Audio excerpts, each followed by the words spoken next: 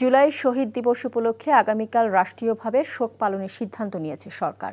মন্ত্রিপরিষদ বিভাগ থেকে আজ এ সংক্রান্ত একটি প্রজ্ঞাপন জারি করা হয়েছে। মন্ত্রিপরিষদ সচিব শেখ আব্দুর রশিদ স্বাক্ষরিত প্রজ্ঞাপনে জানানো হয়েছে, জুলাই শহীদ দিবস স্মরণে ১৬ জুলাই সারা দেশে রাষ্ট্রীয় শোক পালিত হবে।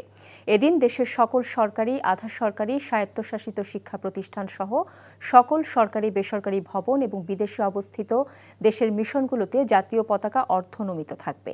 এছাড়া শহীদদের আত্মার মাগফিরাত কামনায় আগামীকাল সারা দেশে মসজিদ সহ অন্যান্য ধর্মীয় প্রতিষ্ঠানে বিশেষ প্রার্থনা অনুষ্ঠিত হবে। এর আগে সরকার প্রতি বছর ১৬ জুলাইকে জুলাই শহীদ দিবস হিসেবে ঘোষণা করে। গত বছর ছাত্র জনতার আন্দোলন চলাকালে রংপুরে পুলিশের গুলিতে আবু সাঈদ নিহত হওয়ার দিনটিকে জুলাই গণ অভ্যুত্থান দিবস ঘোষণা করা হয়।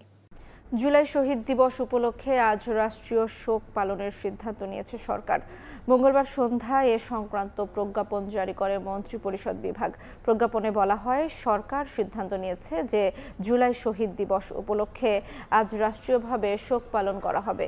সব সরকারি, আধা সরকারি ও স্বায়ত্তশাসিত প্রতিষ্ঠান এবং শিক্ষা প্রতিষ্ঠান, সব সরকারি ও বেসরকারি ভবন এবং বিদেশে বাংলাদেশ মিশনে জাতীয় পতাকা অর্ধনমিত থাকবে।